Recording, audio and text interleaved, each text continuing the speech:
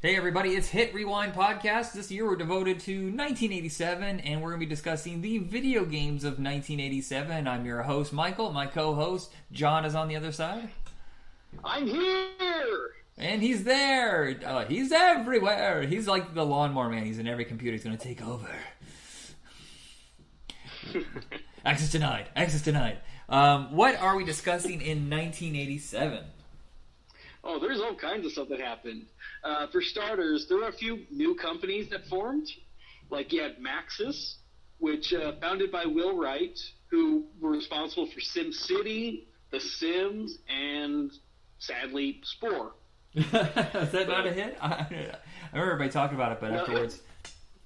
No, not as much of a hit as they would probably have liked. Apogee, a.k.a. 3D Realms, which... 3D Realms basically was what they named themselves when they started making 3D games, and then they kind of dropped the Apogee name. But these are the people responsible for Commander Keen, Terminal Velocity, which is awesome. Oh, I love that Charlie Sheen movie. Wolfenstein 3D, the Duke Nukem franchise, and the first two Max Paynes, as well as the original Prey. So a lot of bad movies adapted from these games. Shit. Yeah. Well, even then, like, the original Duke Nukems were fun, but, yeah, that last one, not good. Not even close. Then also Tengen, which Atari was created this little branch of their thing, specifically for NES ports, and I thought it was a separate company for the longest time, because I remember those gold cartridges, kind of like the Nintendo specific ones as well. Yeah, well, the Zelda big was black, gold. Yeah. Yeah. Well, like on things like Gauntlet and stuff like that, it's like big block letters Tengen. You know, it's a name that I was very familiar with, seeing ads and playing some of those ports. Involved in that whole Tetris fiasco. I remember that. And the whole Nintendo suing them. Yeah.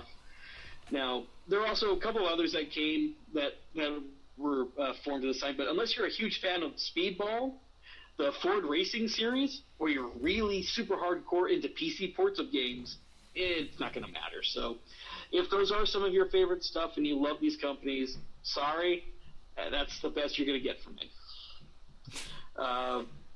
This year, it have the Nintendo versus Blockbuster case, where Nintendo successfully sued Blockbuster because for their rentals, they would photocopy the game manuals and put them in there instead of actually putting in the actual manuals.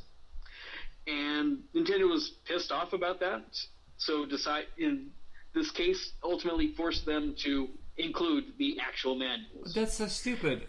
They get lost and stolen and ruined. What kind of dumb fuckery is that? Nintendo was very particular about copyright law. Nintendo is such dickbags. Yeah, they are and were, especially in this time and Super Nintendo era. But they also put out some of our favorite games. So, yeah, I know. You know. But okay. In the arcade, Afterburner was released. The game that makes you want to puke every time I play it. In fact, I just played it 2 nights ago. Yes, one of Sega's biggest hits. So fast-paced, even by today's standards. I know. This game is fast-paced. It's a flying sim where you're flying a third-person F-14 Tomcat. It's aesthetically based off of Top Gun. I just can't play games that are this view. It makes me so nauseous. It's got to be top view or side view. Like, this game 8 quarters like you wouldn't believe. Like, I know this firsthand because, damn, this game was fun to play, but it's so fast that you basically just get shot down so damn fast. Mm-hmm.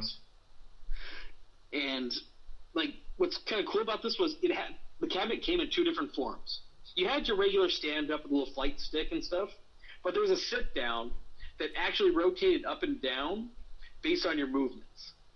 It was badass because you would pull the stick back, lean, you go up a little bit, go down.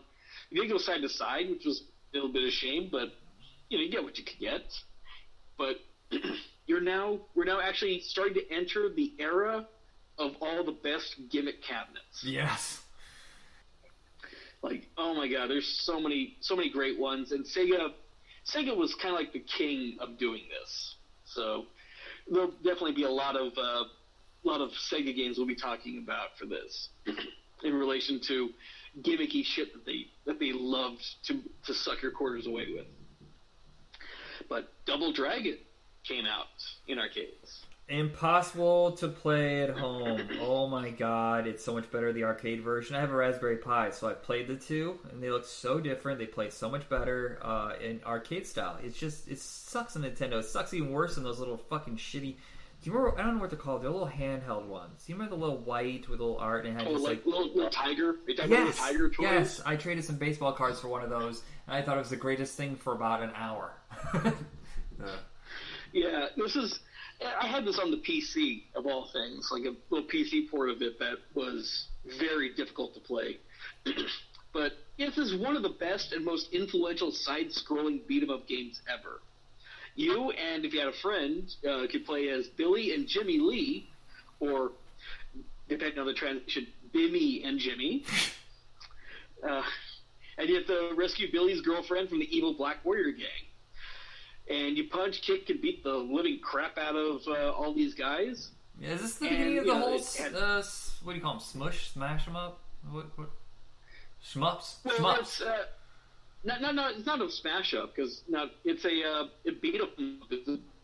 The well-known genre, because Final Fight, Streets of Rage, all kinds of stuff came from these humble origins. So some are so tiresome because they keep stealing the same. I have a Capcom thing in my little Raspberry Pi, and all the fighting games are the same. They're just different skins. I can't believe how many times they just use the Double Dragon layout over and over and over and over. The Final Fight one. Ugh. Oh yeah, but this is also when you get to the end of the game, you could actually, if you and your friend are playing together, you could actually fight over who gets the girl. Nice. Isn't that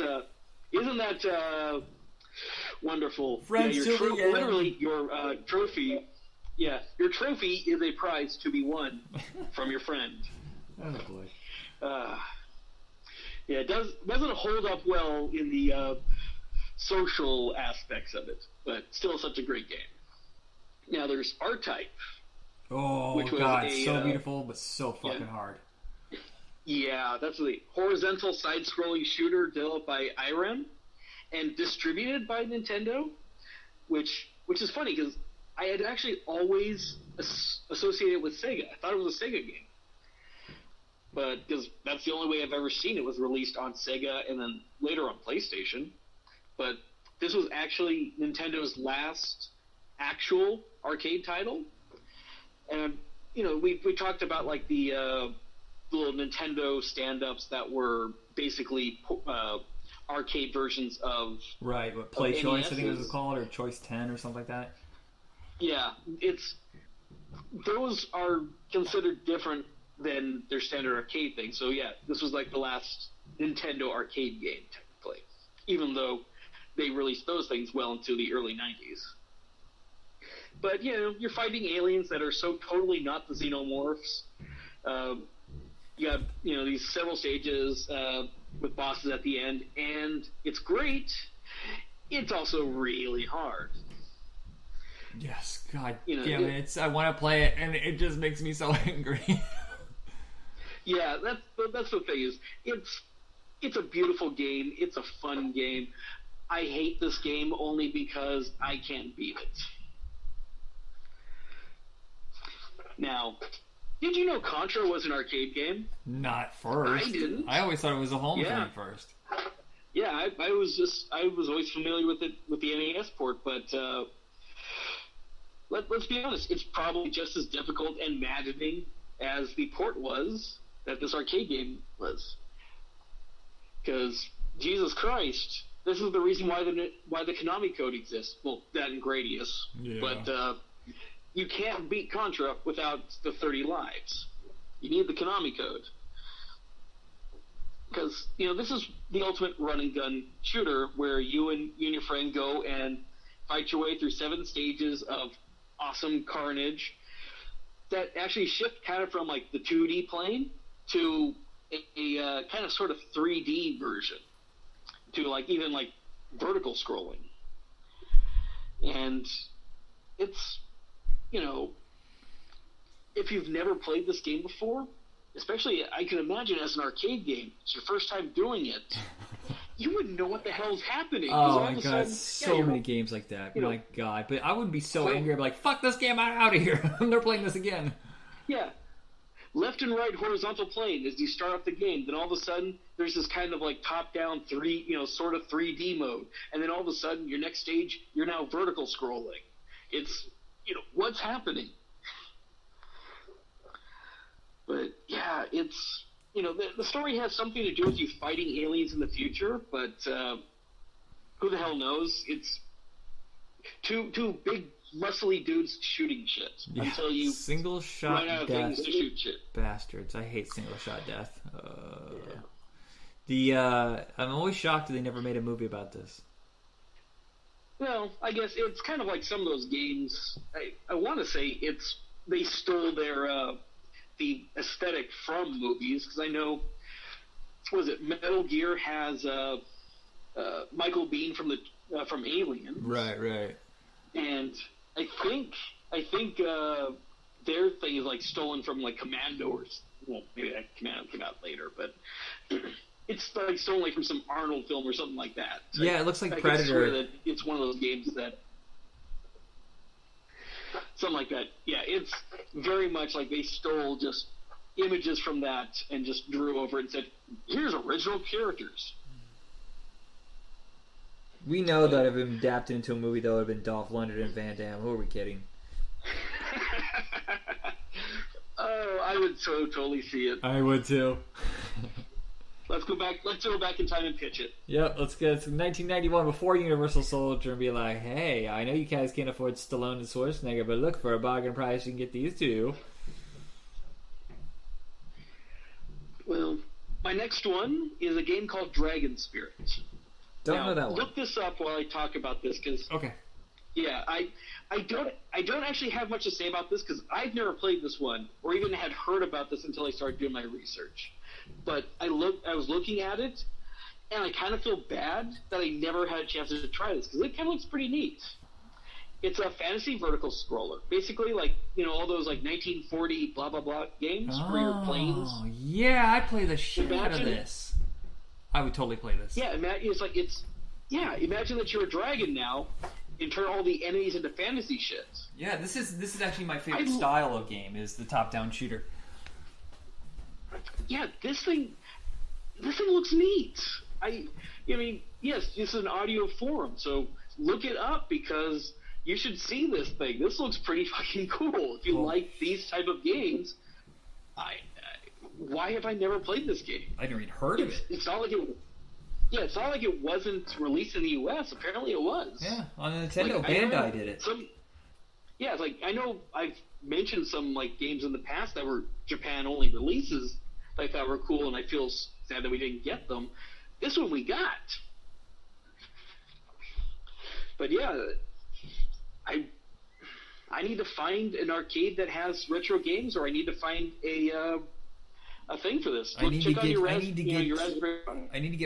get my friend to build your Raspberry Pi. Or fuck it, just move here.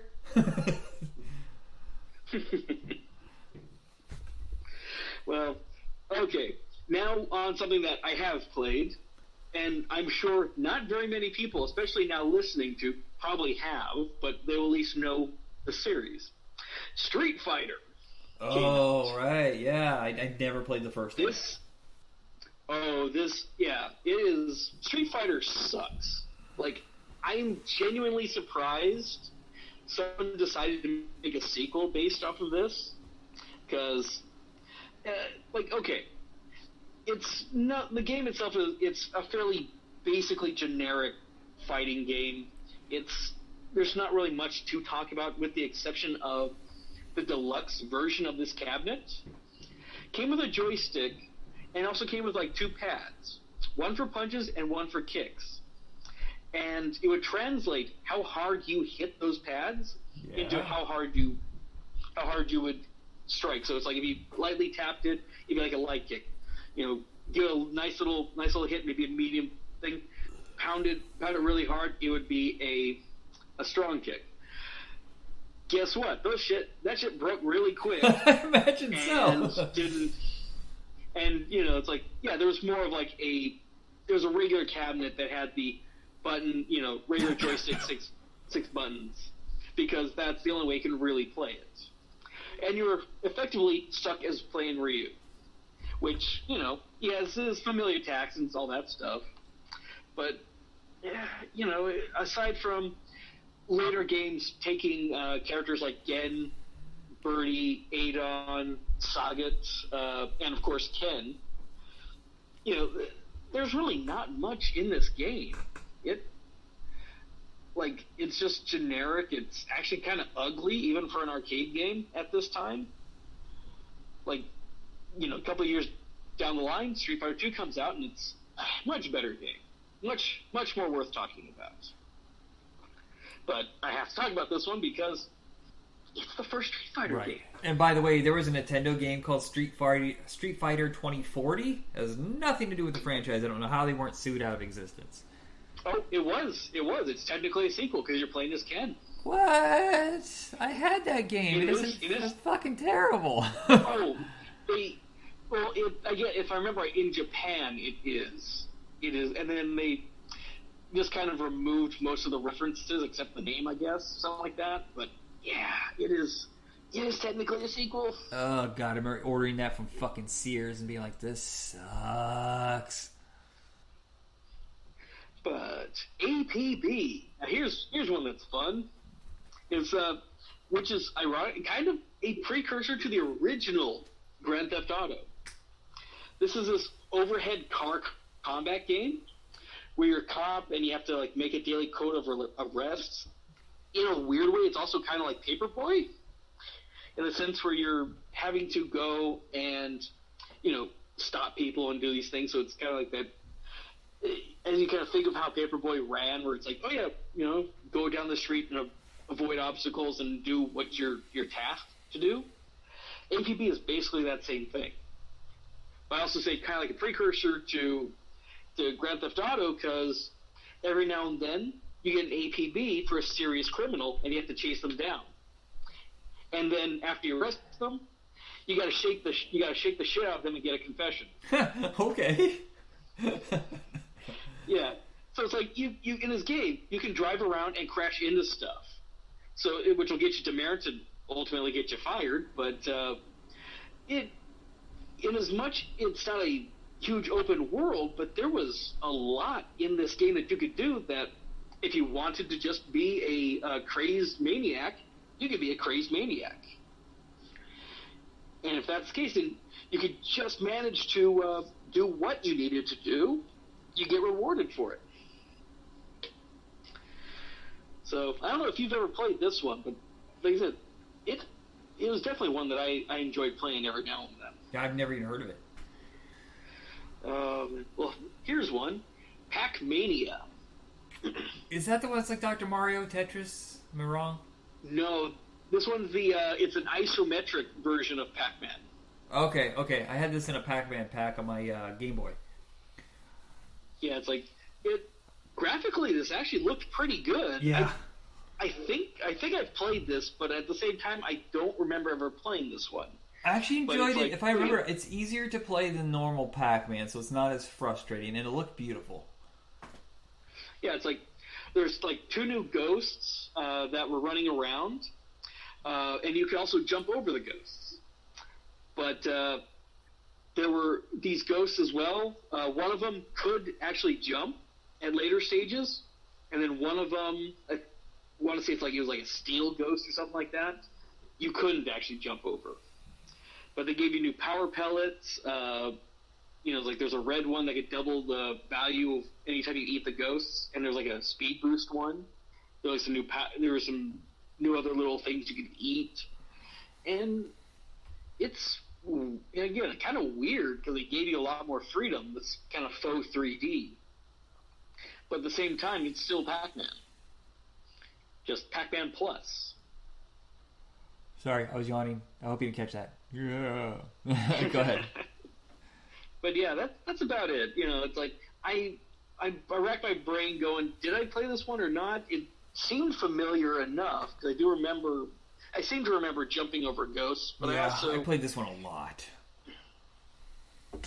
But we're now to console gaming, where gaming is really going to start exploding out. Castlevania. You're Simon Belmont. You have to kill Dracula because it's fate and destiny and family things, and there's a shit ton of these games. I can't believe there's not a fucking movie. Is the cartoon good? Have you seen it? The cartoon was okay.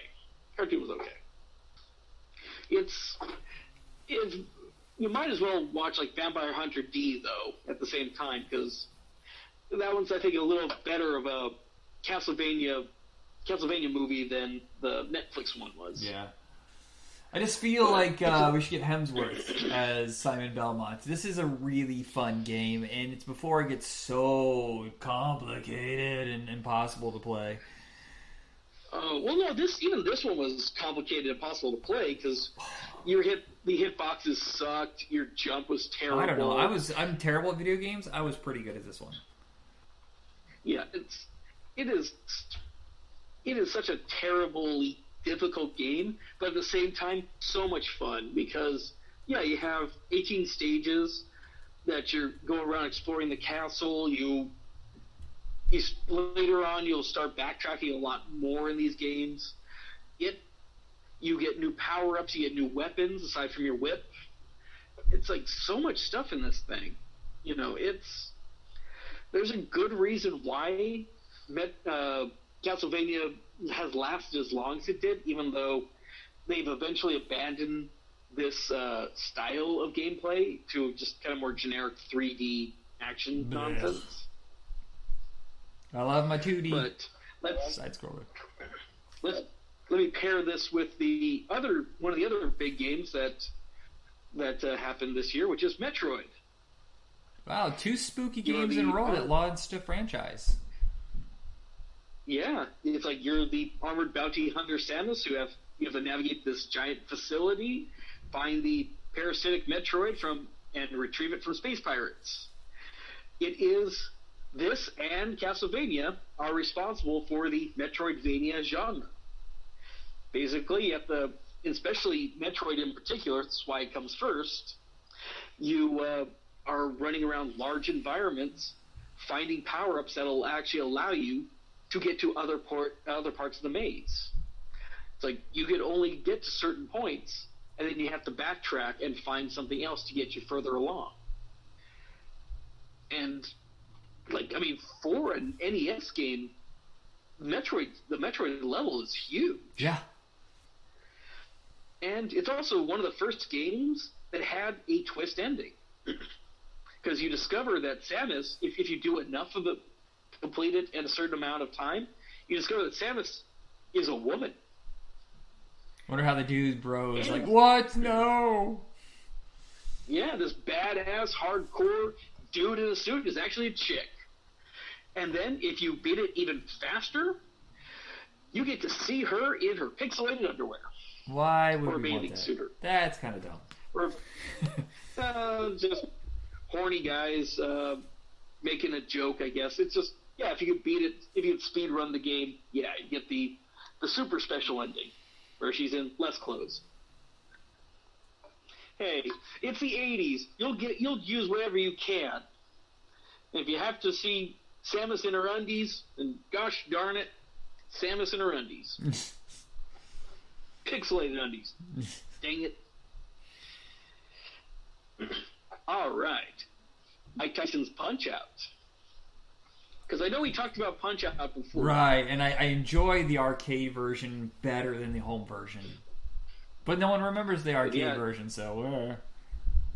And that's the thing. And what's kind of surprising is they take this very technical arcade game, and they did manage to shrink it down and really maintained what made the arcade version awesome, but in this little minuscule version of it.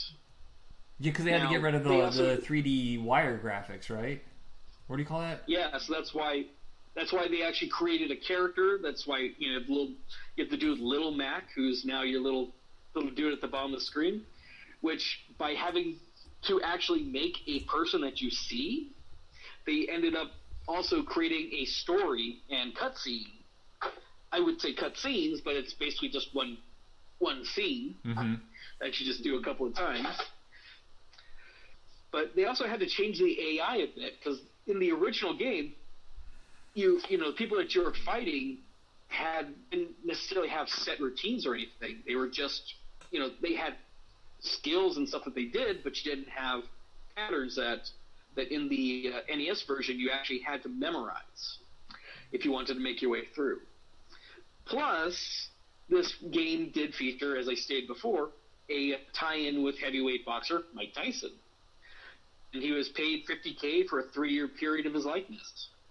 And then once that ended, it was just retitled Punch-Out, and they changed the final fighter to Mr. Dream. Well, then the Super Punch-Out, they didn't bother to have a celebrity endorsement, but that started the trend, though. Remember, they started doing every boxer after that started getting like a deal.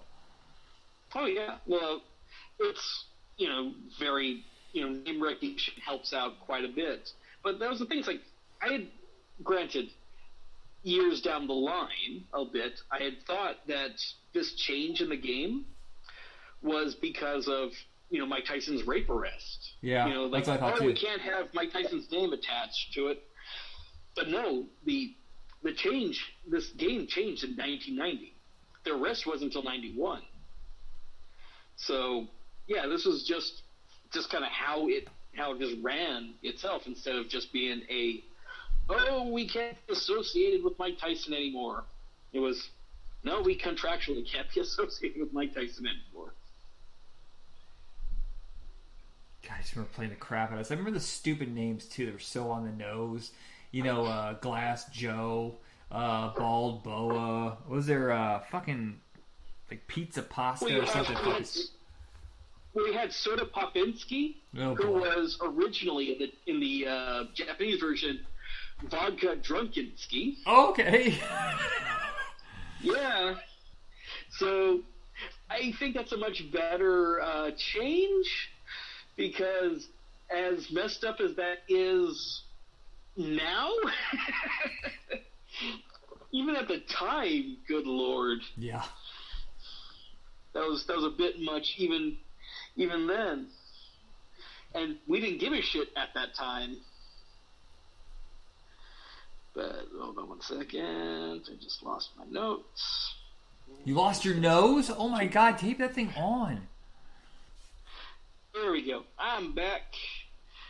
Alright. The last console game I'm going to talk about for this one, and there's still some more, so don't worry. Legend of Zelda. Never heard of it. Yeah, I mean, there's something about, Link, a Triforce. Oh, is it based on that movie with Tom Cruise? Zelda? Or Legend? A girl running around some girl running around in tights, in green tights, called Zelda. But yeah, this was the first console game to actually include an internal battery.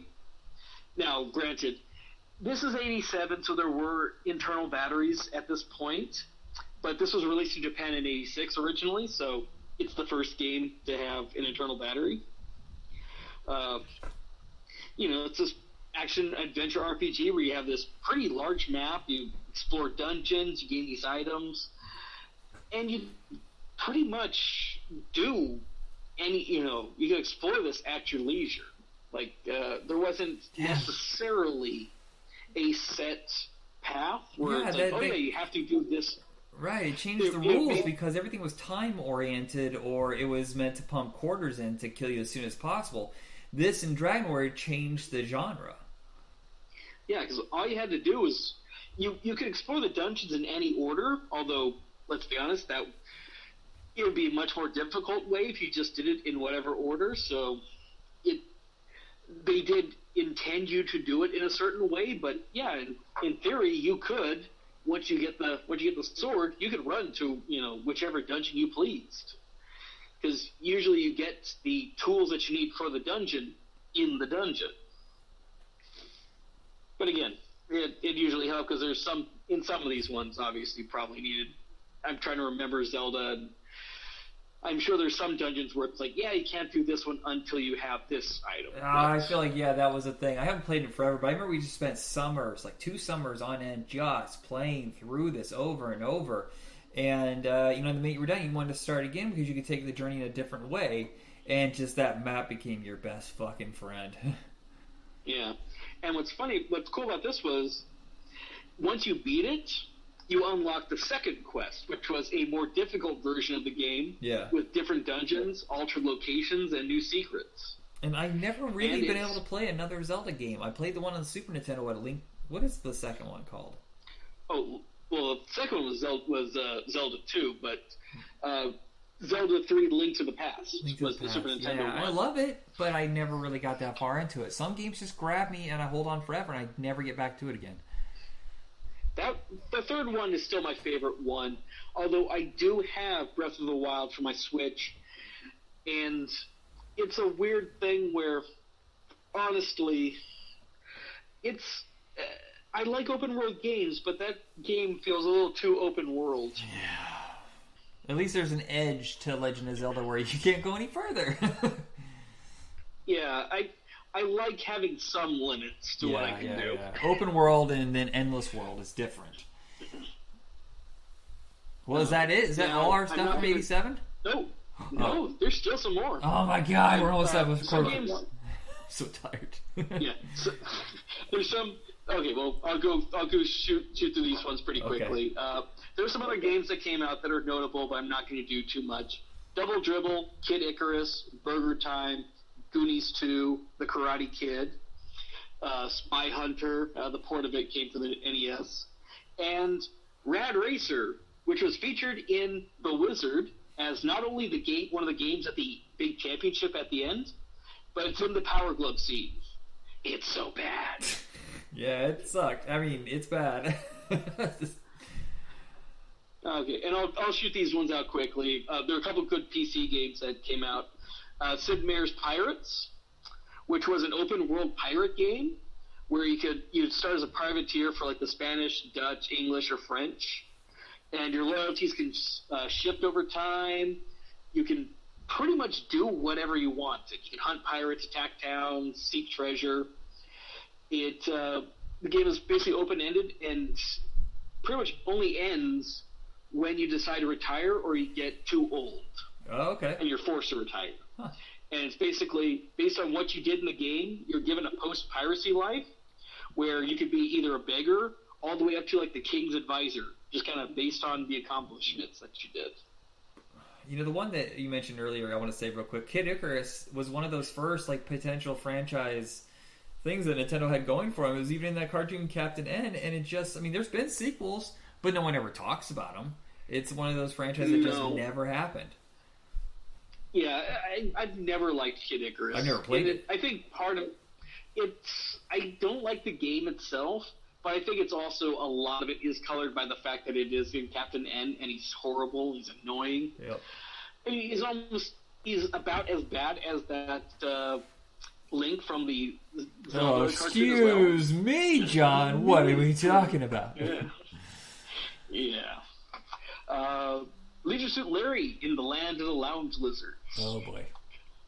Yeah, that interesting game. You're a middle-aged virgin Larry Laffer, and you gotta get Larry laid. He's a total creep in disco clothes who speaks constantly in double entendres, and it's cringy as hell. Even at the time, it was cringy as hell. And there's so many of them. Low rent PC gaming. It's not necessarily a bad game. It's just it's what it is. You know, actually one of the darkest things about it though is not the fact that you're trying to get this pathetic loser laid. It's if you fail to complete your goal, Larry commits suicide. What the fuck? Yeah. That's something. But it managed to be a sleeper hit. And, yeah, got a ton of sequels. I've played the one that came out for the Xbox. Was it Xbox 2? Did this have a National Lampoon's Presents Leisure Suit Larry? It just feels like a National Lampoon bullshit thing. It was kind of National Lampoon-y. It was set in a college. It actually had as much of the cringiness in it. It wasn't horrible. Like, you kind of have to accept some things about it, but it was not actually a bad game. It just wasn't a good game either. Mm-hmm. Now, lastly, Maniac Mansion. Oh, wow. The absolutely terrible yeah. TV show, not bad video game. Yeah, Lucasfilm's point-and-click adventure where you have to save your hero's girlfriend from a mad scientist. And, it's this comedic game filled with horror and B-movie elements. And basically it made LucasArts a serious competitor to Sierra Games, who were doing kind of the same thing at the time. And it's a wonderfully twisted, fun game. And they did an NES port that is just as fun, but definitely not as, I don't want to say, not as complex, because, some of these point-and-click games, solutions to those puzzles are really stupid. All right, anything else? But that is it. That is it. Yay! All right, so everybody check us out on Facebook. Oh, sorry, go ahead. What? No, I told you we had more this time, finally. Oh, yeah. I just want to make sure I wasn't cutting you off. I thought that was the end. But check us out on Facebook under Hit Rewind Podcast. Check out John where? I'm on Twitter, MYUZISHION. I'm also on Twitch now. I might be doing something with video games on that. I don't know. But Cool. same name. I should do that with my Raspberry Pi. I have no idea how to do the Twitch thing, though. But you'll teach me how. Yeah, as soon as I figure it out. Okay. All right, everybody. That is it for tonight, or whenever you're listening to this. I assume you're going to bed because we put you to sleep. Oh, yeah. That is it. Have a good night.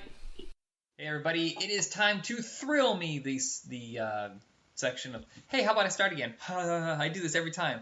Fuck it. Hey, you know what? I'm not going to do an introduction anymore. Screw it. We're just, hey, I'm Michael. We're going to... We just need like a general copy paste kind of intro. Yeah, or a theme song or something. I realize it's just it's also we changed the name halfway through. So yeah.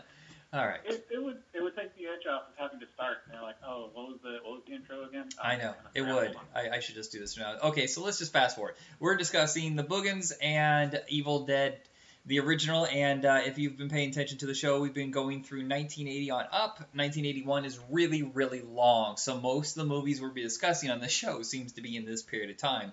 Dude, I looked at the schedule for the late 80s on, and we're gonna have nothing, a handful of movies. That's it. That's all right. We got so many to go through for this year that I think we're gonna be all right. Yeah, it was what I noticed is in '87 everything starts switching out of horror to sexual thrillers and stuff like that. The whole Basic Instinct, Fatal Attraction is where it starts moving to. And other than that, it's all the franchises. But we already did all the Halloweens, all the Friday the 13th, all the Nightmare on Elm Street. Nightmare on Elm Streets, and I did the Phantasm, sadly, with somebody else. I'm sorry. But that's it. It's, cool. It's just petering out. So, yes, but I'm looking at this list, and the early 80s is when we had that slasher boom. And then, of course, we have the special effects breakthrough boom. So we got two different types of horror movies going on at the same time, plus we have the normal everyday thrillers. So, yeah, early 80s, wild. Yep. All right, so the lesser-known one is the Boogens. I say Boogens. I've heard other people say Boogens. How would you say it? Boogens. That's how I would say it. If you wonder what the similarity is between the movies, I chose them because they're kind of set in cabins and lots of cool special effects, not slasher movies. Which was the go-to for this year. I would say 75% of the movies that came out in this genre are slashers. Mm-hmm. Yeah, that's for sure. And this one... When Halloween came out in, 79? It came out 78. 78, okay. So, yeah, that makes sense. It's kind of like the birth of the genre, or a rebirth. I don't know. Yeah. There was a popular sort of slashery kind of movies in the 1940s. There's a couple. but I don't know if it was like hugely popular and like kind of had a revival at this point. Right, and then of course we had Friday the 13th in 1980, and that was like the one like, hey, we can start centering things around holidays. So 1981 is loaded with like, Happy Birthday to Me, My Bloody Valentine, Graduation Day, Mother's Day, stuff like that. Prom night. Yeah. The Boogens is another one of these really cool independent movies. It seemed like they weren't crafted so much for profit. I mean, of course, that's the goal with any movie, is to make the money back. But it was like, hey, let's make something cool and unique. And just like Evil Dead, it feels handcrafted and on a very small budget. And you can kind of forgive it because it's not made cynically. Yeah, definitely. I do appreciate that there is a sense of being genuine, I guess. I don't know how else to say it. Authenticity that a lot of like big Hollywood movies at the time were kind of doing similar concepts, but obviously it was very cynical.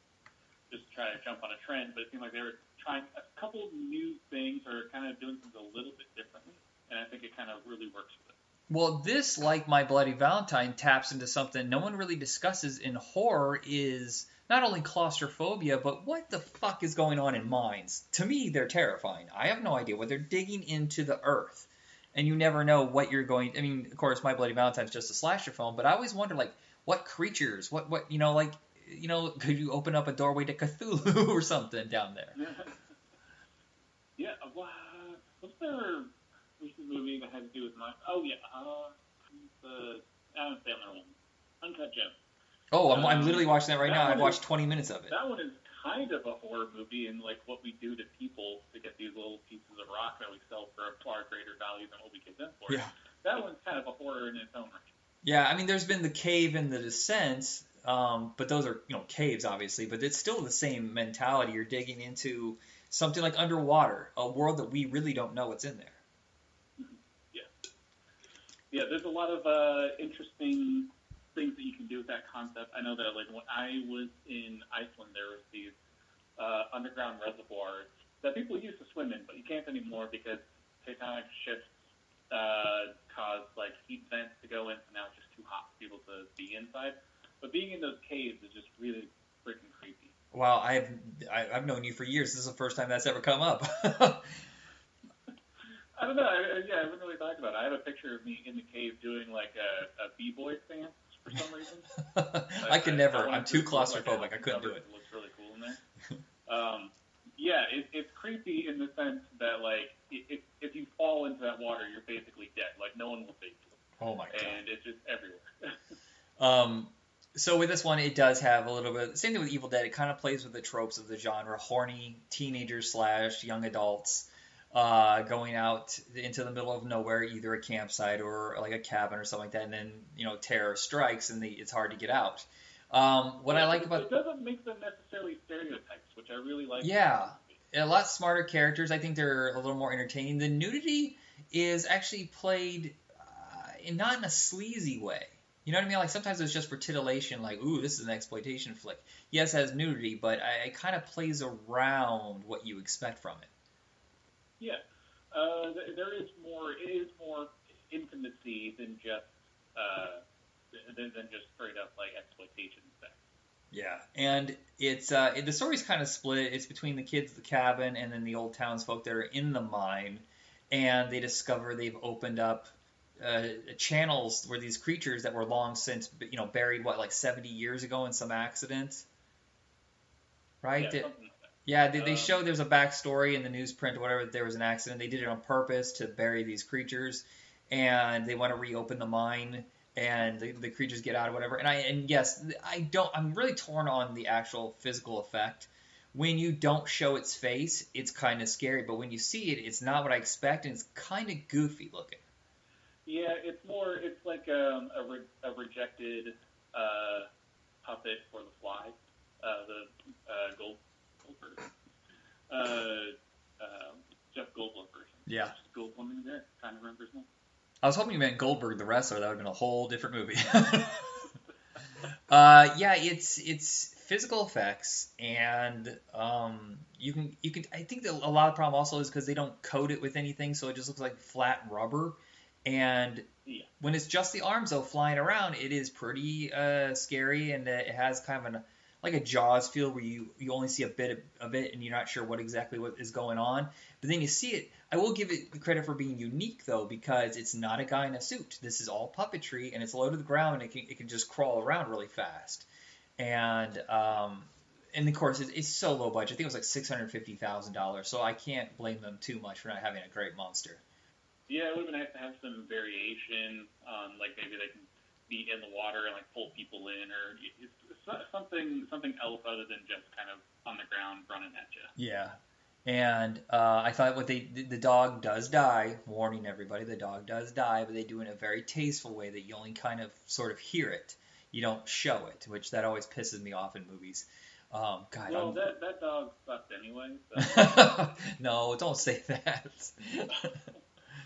Sorry, those like mini gappy dogs. I can't stand that. Yeah. And like the gal never like tried to train that dog. Oh, it's so frustrating. No, it's a Canadian film, and you can kind of feel that. There's no names in this that you would really recognize. I think the most is the girl who owned the dog. She was in a TV show called Sledgehammer for a few seasons, and that's it.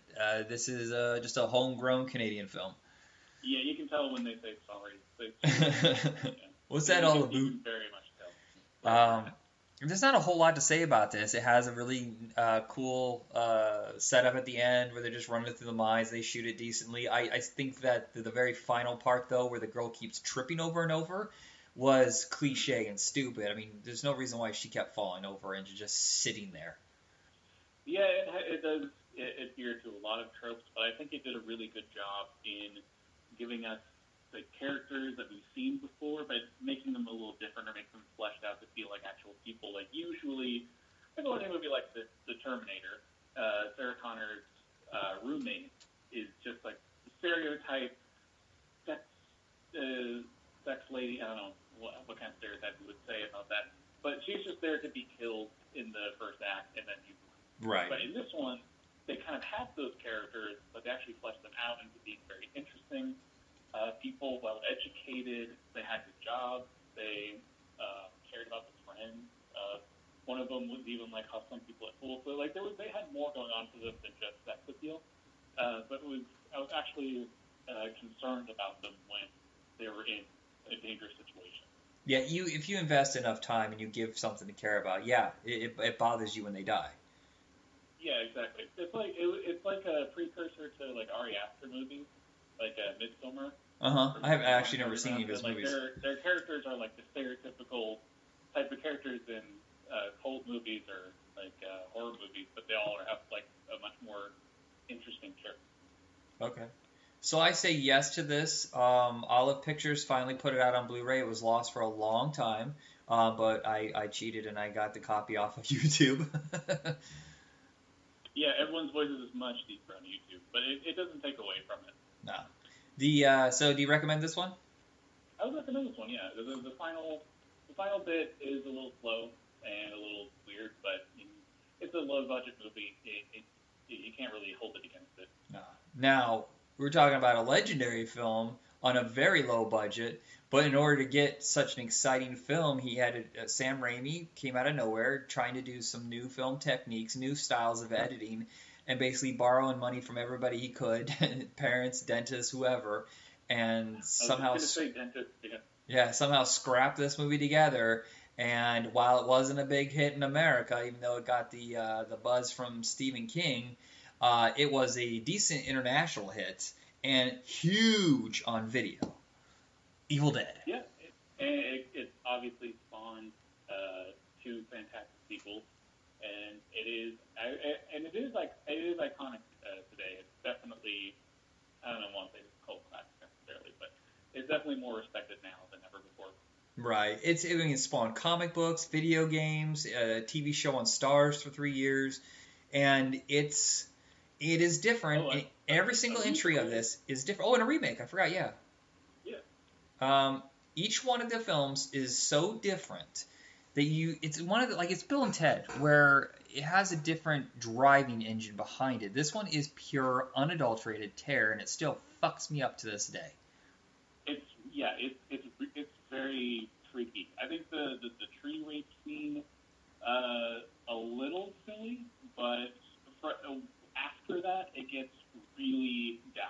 Yeah, and he regrets doing that scene, and I understand why. No shit. And there's some stuff that's so outrageous and so over the top that there's almost a black comedy sense to it. So it's so outrageous that it's kind of funny. But it's not like the way it is that he would go with Evil Dead 2, where it's slapstick. And then 3, of course, which is all out kind of high adventure with some horror elements. Yeah, there's a progression of the first one being mainly trying to instill a sense of terror. The second one kind of doing the same thing, but adding more comedic elements to it. And then the third one just being straight up comedy with some horror elements. Yeah, it's just shot in the middle of nowhere in Tennessee in this rundown cabin they had to clean out, and it looks just like gunk. I feel like these kids were conned into living in this fucking shithole. But the whole thing just feels so grimy, so low budget, and that adds to it. Shooting on 16 millimeter with some horror movies has a different feel than, say, 35. Mm-hmm. Sorry, I was taking a drink. And with it, the special effects, I think, the gunkiness of it, it's so gooey, so flaky. I know, it makes no sense when I say the word flaky, but if you've seen the movie, you understand what I'm saying. Like, the skin's drying off of them.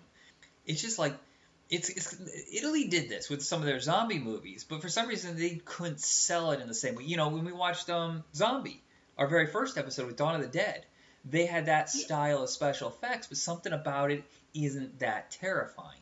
Whereas Evil Dead, there's something so unnerving on how they create the demons. Yeah, I think it works so well because the situation is otherworldly in a way that not a lot of movies are able to do properly.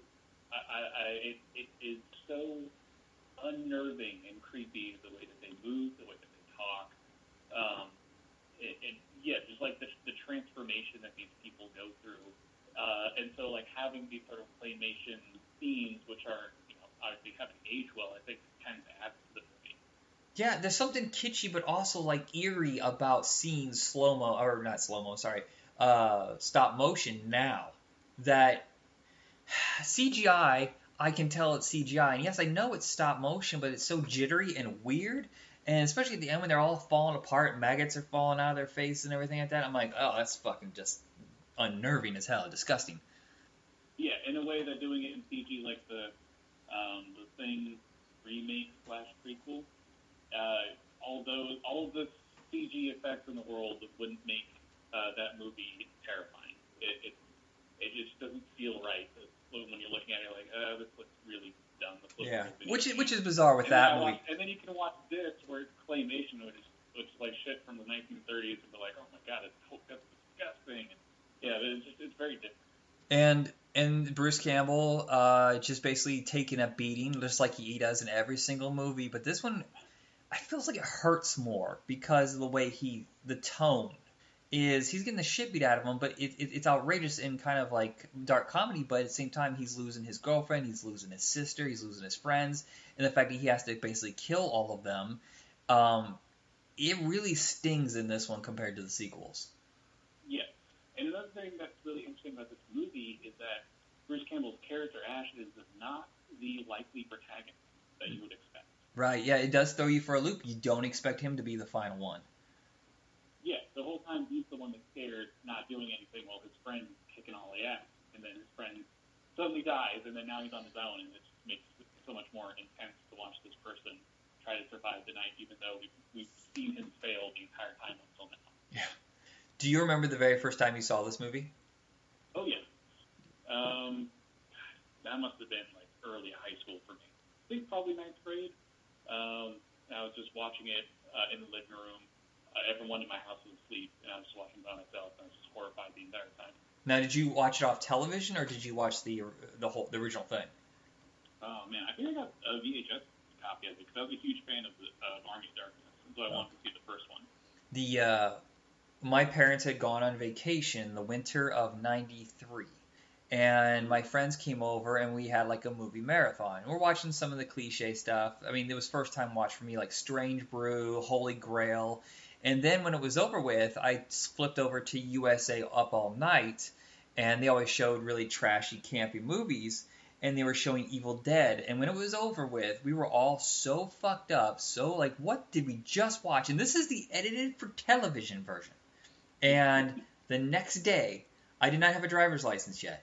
I walked like 2 miles in thick fucking snow to the video store to rent Evil Dead 2 and Halloween 5 or 4 or something like that, and came back and I was like, holy shit, Dead 2 is not only wild and crazy, but it's still kind of scary. And I wouldn't kid you, a week later I see a trailer for Army of Darkness. What are the chances that I discover that, all of that, and then I went and saw Army of Darkness in the theaters? Yeah, it's really groundbreaking. I want to know what it was like for people who saw it 10 years before me. You know, in 1982, before this was like, hey, let's keep topping each other, because we haven't hit the thing yet. And this is like, every movie after this would be like topping each other with special effects.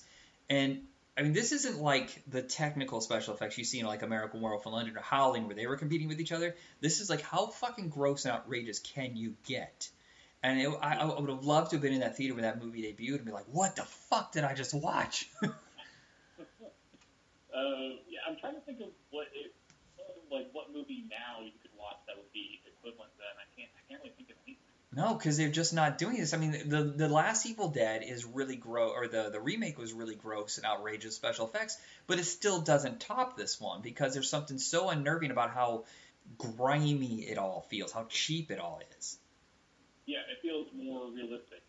And Yeah. I think that's another reason why it feels more intense seeing Bruce Campbell getting beat the shit out of, because they didn't have money to build like pets in there. He's probably actually being thrown into a real butchery. Oh yes, he's told in his book how many beatings he took on these movies. Well, it's also because we didn't know that he was going to be the star. That's the other thing, is because you assume everybody's going to die, but when you see 2 and 3, you're like, okay, so he's just going to be the mascot of the series. But in the first one, you have no clue. Yeah. Yeah. I mean, not really. I mean, I don't think no one really survived anyway. But there isn't really a main character either, until the last half of the movie. Right. Like until then, pretty much everyone splits the screen time. And this kind of launches a style, like a little mini genre in horror, like the demons. Yes, there's been movies about hell and demons, Satan before this, but this is like a different style. The whole possession and like almost like a zombie plague, the way that it transports itself, it would come up, and of course in the rest of the franchise, but also Demons 1 and 2. There's Night of the Demons trilogy. I feel like there's one called The Convent or something like that with Adrienne Barbeau.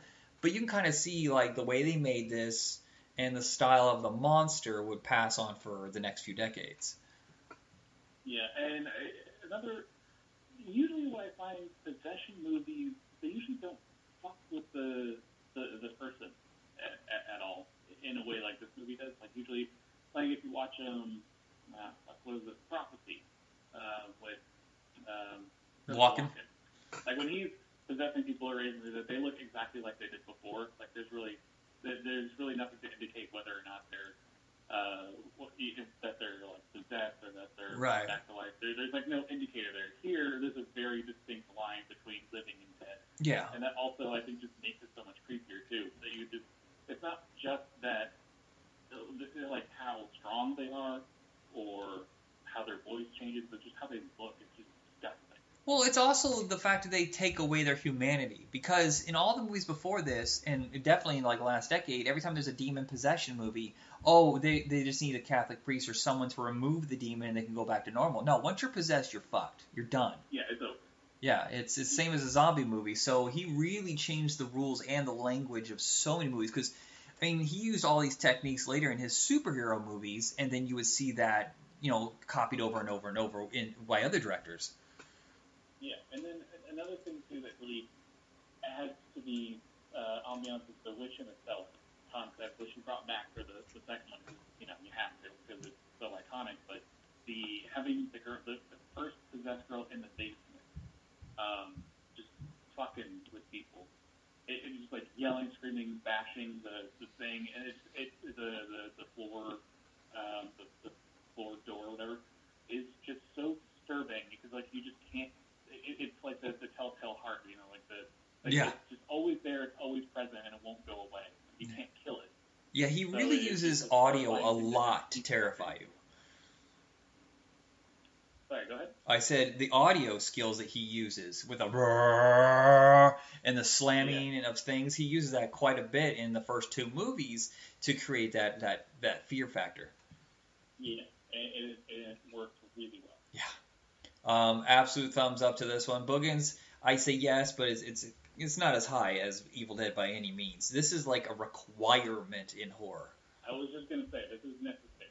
Yeah. So anything else you want to say before we go? No. Please, if you're going to watch any movie from this series up until this point, I would say definitely watch The Evil Dead and watch the two sequels. And the remake's actually really good too. Yeah. I've only seen the first season of the TV show, but so far, so good. Oh, I haven't even started watching it. I'm afraid that it's going to get too campy because it's not really made by Sam Raimi, so I'm afraid that they're going to try to copy his style and fail. Well, no, he is the executive producer, and he does direct the pilot episode. It's insanely gory. It's mind-boggling gory. Oh, sweet. Okay, well, I'll definitely watch the pilot. All right, so our next double feature, we're going off the beaten path a little bit. We're going to be watching Nighthawks, a Sylvester Stallone thriller. What? He actually made a thriller. It's the debut of Rutger Hauer in America. It is a thriller about a terrorist, and it has some horror elements to it. And Outland with Sean Connery in space, where they combine High Noon basically with Alien. No monsters, but they use some serious horror elements in it, and they're both great thrillers. I am so excited for that one. Yeah. So I figured we should take a break from horror, and then, of course, I still got so many more to go in 1981. And then, oh my God, can you believe in 1982 we're going to have, like, The Thing and Poltergeist and Sword and the Sorcerer, all these, like, crazy, just wild special effects bonanzas.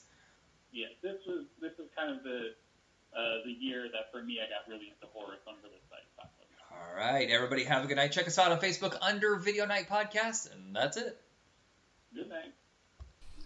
Good night, everyone.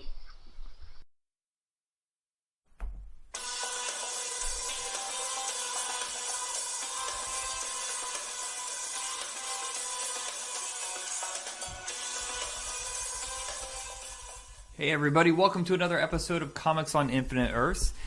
I'm going to be doing another episode on my own because we're really far behind and I couldn't get things lined up. Either something got in the way for me or something got in the way of other guests. And honestly, for some reason, it's just really hard to get everybody on the same page of the comics. So hopefully we'll be back in a couple weeks with Avery and I doing Iron Man, the Armor Wars. And then we have some other stuff coming up with numerous guests, trying to spread it out so maybe it's easier to get some episodes done instead of once every 2 fucking months, which has been torture for everybody. So there's been a comic book sitting on the back burner that I've been wanting to do for about a year now. I got really close with one, and the person bailed on me for health issues. I don't blame them. It's just what happens. So the storyline is classic G.I. Joe. It's basically the death of Storm Shadow, the rise of Zartan. Probably the pivotal story in the entire Larry Hama run of G.I. Joe. And if I remember correctly, yeah, Larry Hama wrote every single issue and then only stopped after Marvel ceased production on it, and then it moved over to Dark Horse, and of course over to, I want to say DDP? No? I got lost somewhere along the way. The Transformers and G.I. Joe label moved around so much for a while. But, Larry Hama was back on it doing some stories. This is back when G.I. Joe basically just had two. It was special missions and this, and then occasionally you'd have a yearbook. I think there's like a bunch of shit going on right now. There have tons of miniseries and spin-offs and the regular series, and then the classic series got picked up again. It's bizarre. But this is the run where it's the issues in the 40s. Classic G.I. Joe is out of print, but they've been putting out some hardcover copies with, I guess, more aligned with the special missions and the yearbooks. So whatever came out in order is how they're putting it. This classic G.I. Joe collection from IDW, it is basically just the issues of the main series. So this one goes from 41 to 50. Huge, phenomenal G.I. Joe fan when it comes to comics. A little bit tougher when it comes to the cartoon. Some stuff's great. The movie sucked. The animated movie 87 sucked. I actually liked the live action films. A lot of problems with them, but still, hey, it's a G.I. Joe movie, and they're a ton better than the Transformers movie. The first one, odd casting and characters to choose. Really, just Why them? Why is Stalker not in it? I don't understand that. Why? Never mind. But too many effects that just didn't work out. The second movie isn't as much fun, even though it's better. Better casting. Killing off everybody seems weird, even though that's kind of in the air. I got a sneaking suspicion that Channing Tatum's character only got blown up and he's not dead, and that Cobra has him, and they're going to revive him as Serpentor. But now I don't even know where the hell the G.I. Joe franchise is. So I know they're combining it with Mask and I can't remember who else is in it. I just totally fucking forgot. Visionaries, I think, something obscure like Visionaries.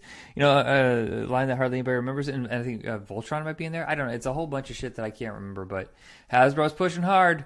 The first, 40 issues of G.I. Joe really aren't that great. The art's kind of shitty.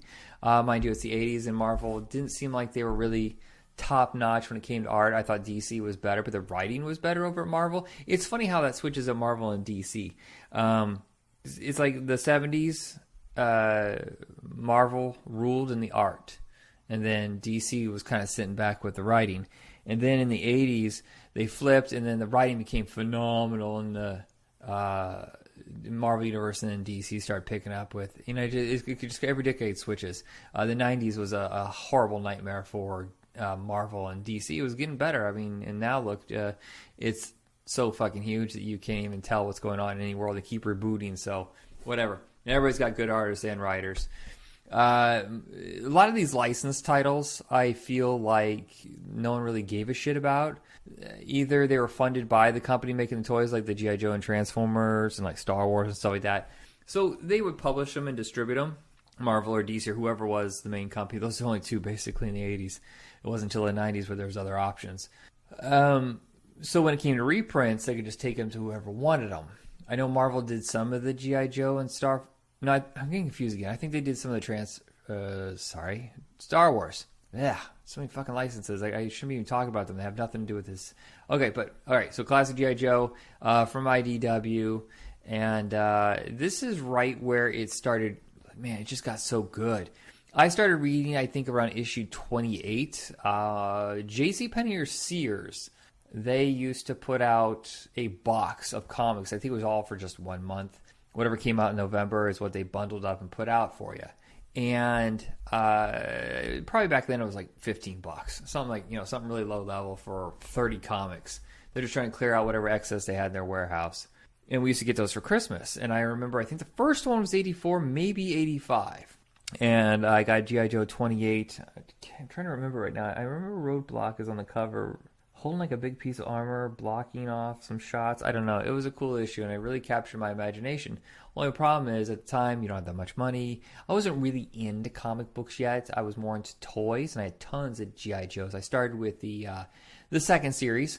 I had Breaker and Snake Eyes from the first run, and a few from the second run. It wasn't until run 3 and 4 where I just went bananas. I had so many. I was obsessed with Quick Kick and Beachhead. And not really well-known characters now, but back then they were the shit. Sadly, I'm pretty sure Beachhead is still around, but Quick Kick got mowed down around issue, I think, 108. That's another great storyline. And for some reason, Marvel decided to let, that happen. And Hasbro was like, well, we're sick of all these characters. Let's wipe them out. And they're like, yeah, Larry Hama, you cool with that? He's like, yeah, sure. I'll have a Assault Viper and just mow down 12 guys in one issue and take it out. I think... I feel like an idiot, but I can't remember this. I just read it. It's like Future Force 2000, Battle Force 2000. And the worst one was they introduced a character, I believe, in 113 called Cool Breeze, who looked like Dwayne Wayne from A Different World, and Kadeem Hardison's character. And he gets killed that issue. He gets introduced and killed instantly. It was ridiculous. But this is going back. That was a great storyline, and then of course there's the Snake Eyes arc in the 90s. I think issue 94 through 98 or something like that. That's great. There's a silent issue which everybody remembers. Deadpool did a funny parody of. I'm talking 1,000 miles per hour. I don't know if everybody does this. I think I'm a little nervous trying to fill air. I'm probably gonna pass out halfway through. It's just on the mic. So, if you heard the Transformers episode, clearly I was in a bad place where I was making fun of a certain person in charge of this country a lot. I won't be doing that on this one. G.I. Joe issue 41 is where we start. Now, I'm not going to run through every single issue. It's just funny. I kind of just do coverage. I think it's weird when... I think it's maybe my attention span, or maybe I just don't have the patience for it. But when I do episodes with people who want to analyze every single detail, you're like, fuck me running, man. I don't want to sit here for an hour discussing this one issue. I'm kind of a casual talker. It's hard for me to really dig in and go, well, on this page, and this page, and this page. I don't even think you want that. If you do, let me know. I mean, I'll have someone else do it. I don't have the patience. No way. This is before G.I. Joe really went phenomenon. I think it's about a year away. By the time this book ends, it's probably when it became like its peak. Right when the movie was coming out. And the series had just ended. And I think the toy line was very creative. If you look at that first line, it's so lame, so green, and the characters just aren't that exciting. You got like Scarlet and Snake Eyes, and those are the only two elaborate characters on the G.I. Joe side. And that's what kind of makes the first 10 issues, 20 issues kind of rough to get through because it's just visually dull. And that's when they start doing the second season. You got Blowtorch and Gung Ho, and and they start introducing like more elaborate costumes. Now, by 89, 90, the characters are fucking ridiculous. And it gets worse from there. I think the last 3 or 4 runs were just, why are they wearing fluorescent yellow? I mean, I'm sure they're popular colors at that time. I don't know why everything in the late 80s was so insanely bright. It all looked like the opening of Saved by the Bell. But it doesn't make sense with a line like this. Super bright neon. It's just dumb. And look at it, this is when Billy started doing recovery from his car accident and teaching... Storm Shadow's teaching Billy how to become a ninja master. I thought that was pretty cool. You got Shipwreck and Recondo and Alpine and some of the classic characters. Lowlight, I think, is part of this run. We haven't got to the ridiculous where we got Chuckles. Fucking Chuckles. Now, he was made much cooler later, but not in this run. He's fucking ridiculous. This is after a big battle where they're trying to get to Cobra Island, and they are just beat the hell up. And I thought it was a really great battle to have with Cobra. But this isn't the meat of the story. What is really exciting in this, and what captured my imagination, was Ripcord. He's basically trying to get revenge on Zartan for his girlfriend. And they end up going through this like really cool sniper battle kind of, like, Zartan's got his archery stuff going. And Ripcord's trying to take him out with his rifle. And I thought that was really cool, like well thought out battle. Not too elaborate, not like some of the stuff that happens in this comic. And, they both get severely injured and somehow they end up switching sides.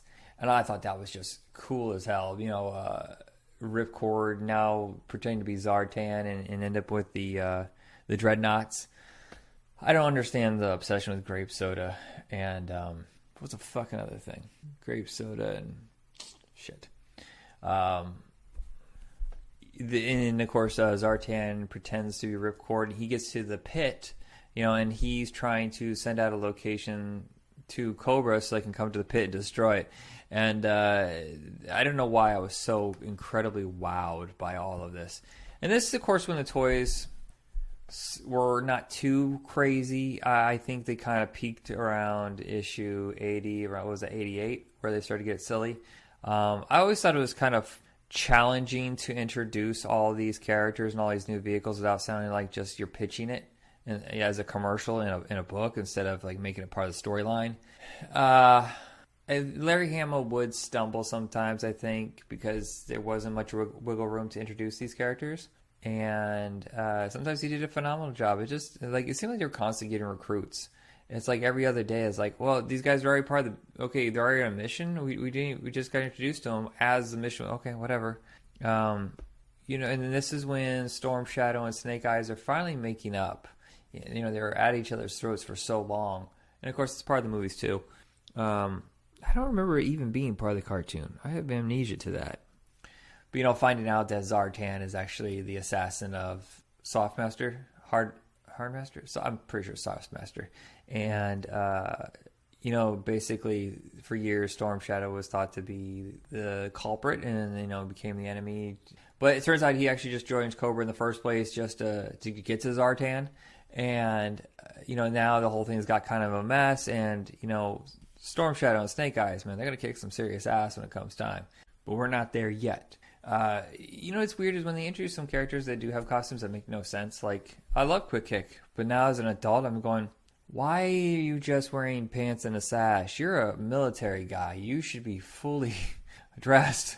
Like, at least get him a shirt, man. And then they're trying to get to Ripcord, trying to save his life. And, of course, it's Zartan now. And, Snake Eyes, I think, is everybody's favorite character. Storm Shadow being a very close second.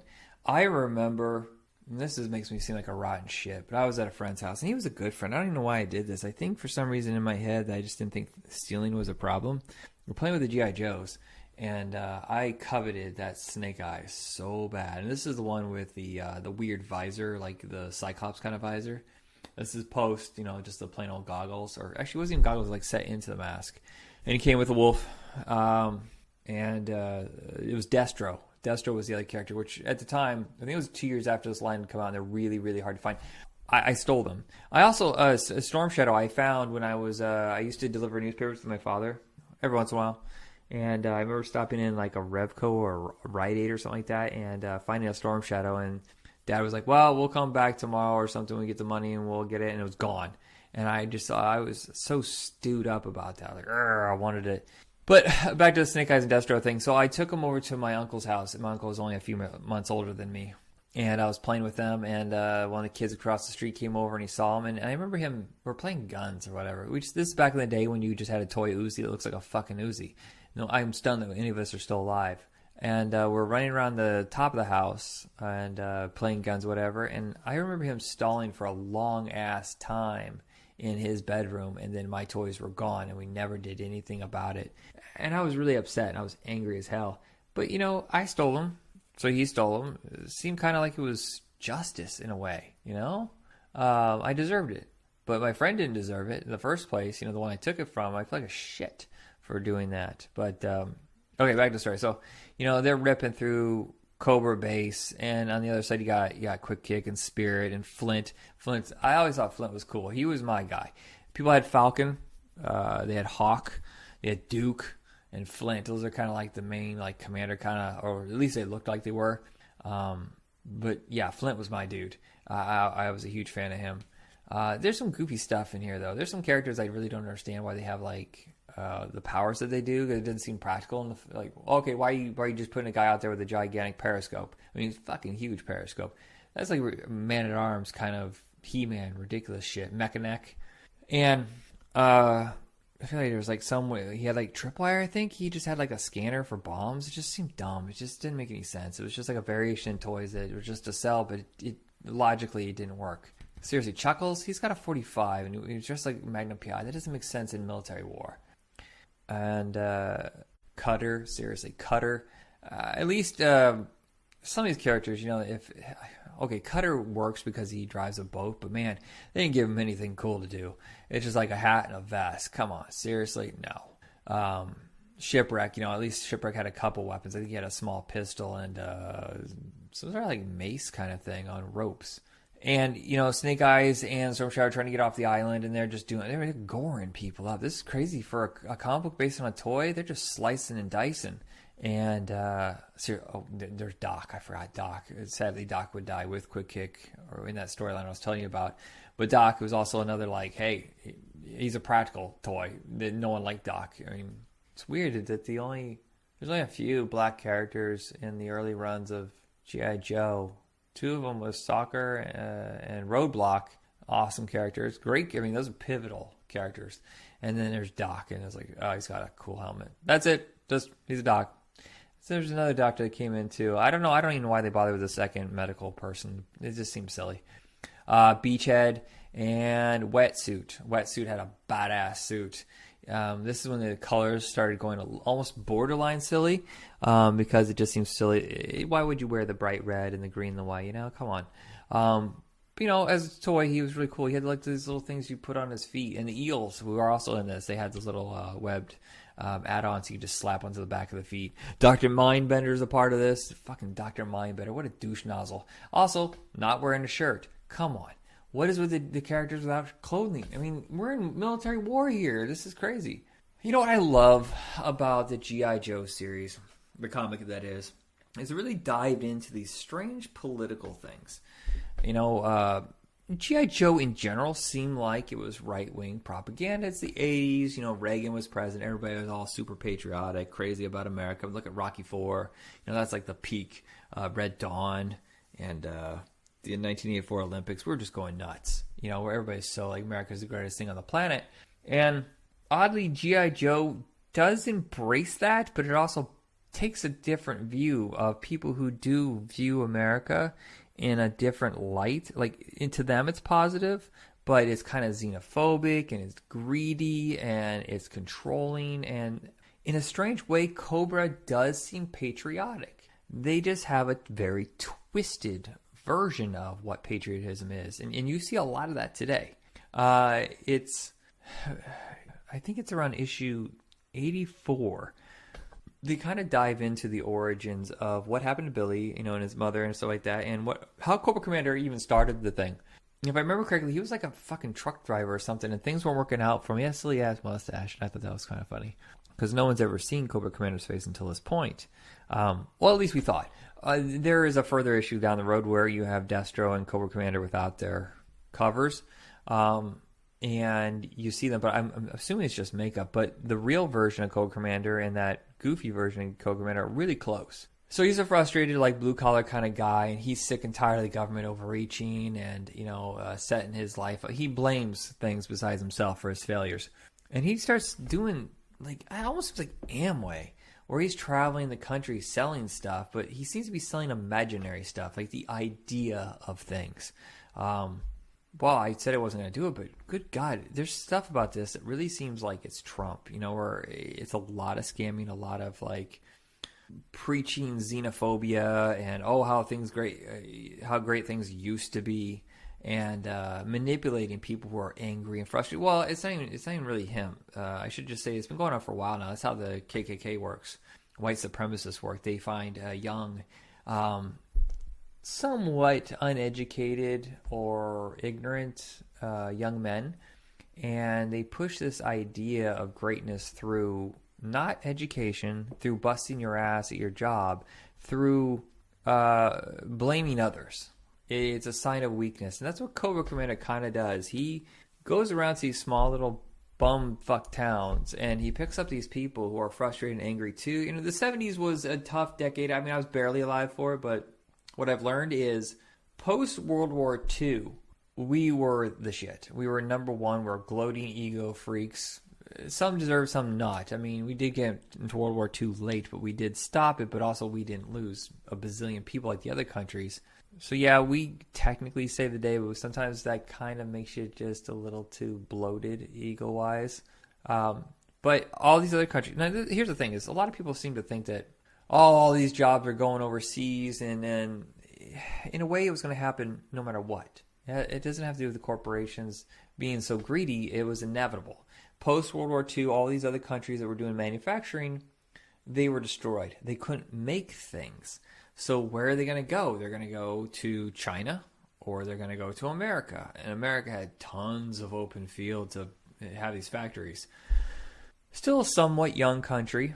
And so we were great, you know, financially. Everybody was making huge amount of money because there's so much work. There's so much money to go around. I think this is before it got to the heads of CEOs that are like, I'm making great money now, but I could be making even more because I'm a greedy fuck. And everybody underneath me, to hell with them. To hell with them. But by the 70s, all these other countries have gotten up on their feet. They're able to do manufacturing again. They're introducing their own lines of stuff that we do in America, sometimes cheaper, sometimes better quality. And, you know, and stuff has started moving over to China. Everybody, you know, don't even get upset about the manufacturing thing. Have you seen the skies in China? It's fucking disgusting. They're polluting their whole world. Maybe you should have something fixed instead of just tossing it out and getting a replacement. Maybe help the environment a little bit. I don't want to preach too much, but that's kind of what happened. So by the 70s, America's starting to hurt because everybody else is back up on their feet. We had our time. and we have to be ready to pivot. With anything in life, be ready to pivot. Blaming others, even blaming yourself sometimes, is pointless. It just makes you frustrated and you dig down and you never get out of your rut. You just keep piling dirt onto yourself. You need to just pivot and learn a new way of doing something. A lot of these older people, man, they get real confused and they're really angry that things have changed. Don't. Embrace the future because it's the only way to survive.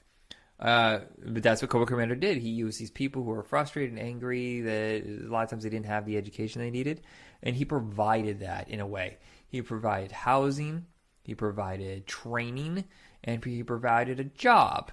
And sure, it was doing bad stuff, but when you kind of lost a grip on reality, especially when you see that much money coming through, yeah, you're probably going to do it. I wonder how long did it take for him to build this world up before the government noticed and started stepping in? Were they already doing terrorist acts by the time G.I. Joe came around? Was G.I. Joe made to primarily fight Cobra?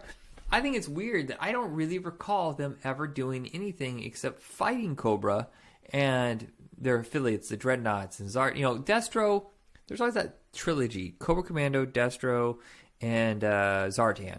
Cobra Commander was the main. He's like on top of the pyramid. But you got the two other steps where Destro was, sometimes he would work with Cobra Commander, sometimes he wouldn't.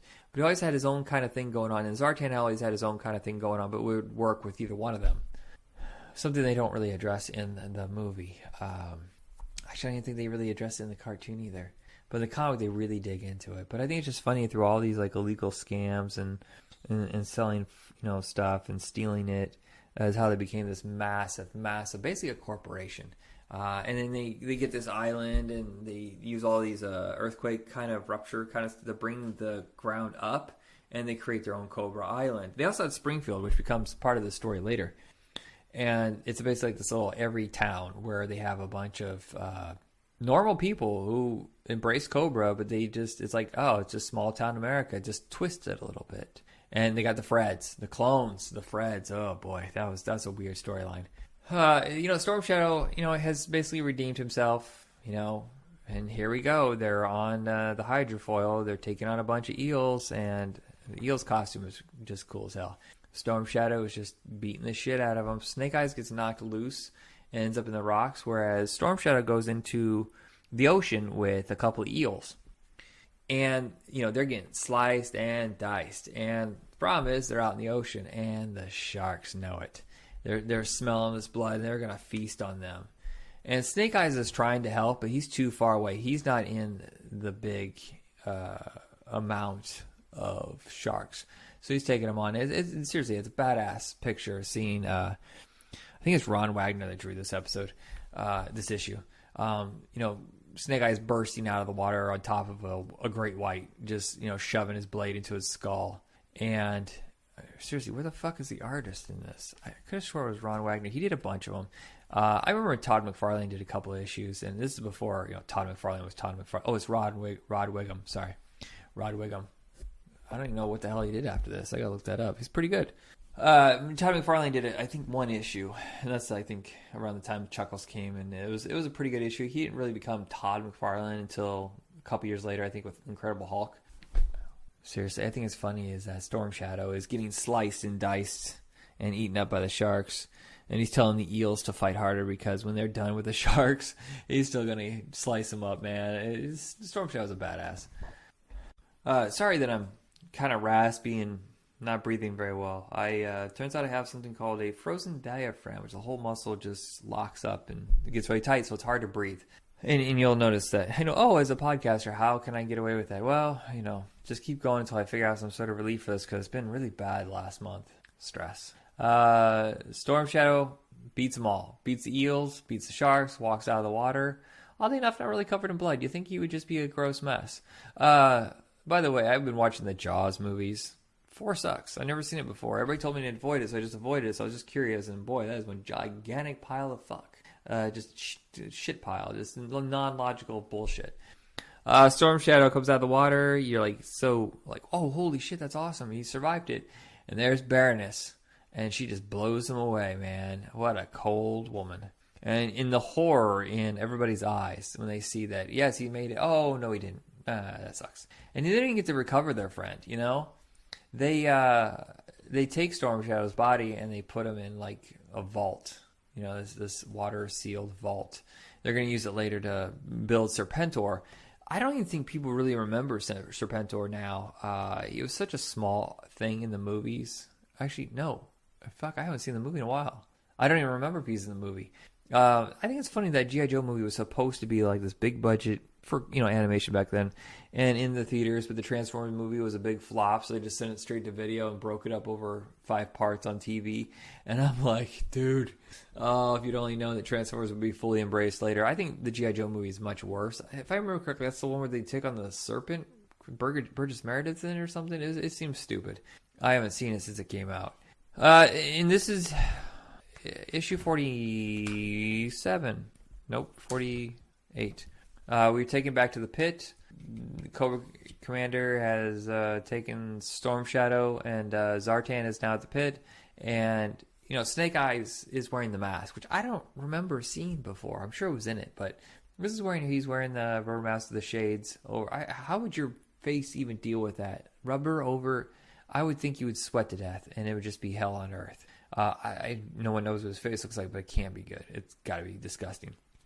And Zartan is now trying to change identities constantly in order to get out of their base and tell Cobra Commander where they are. And it's kind of funny, like, seeing who is who. Like, is this guy Zartan? Is it? Ooh, I don't know. And then, of course, Ripcord is in the hospital dressed as Zartan. He's got to hold that identity, or the Dreadnoughts are going to just cut him up or do something horrible.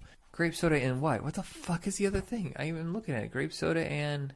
Nah, I just see bonbons. I know it's another thing, but grape soda is the big one. Candy, that's right. Candy was Ripcord's girlfriend.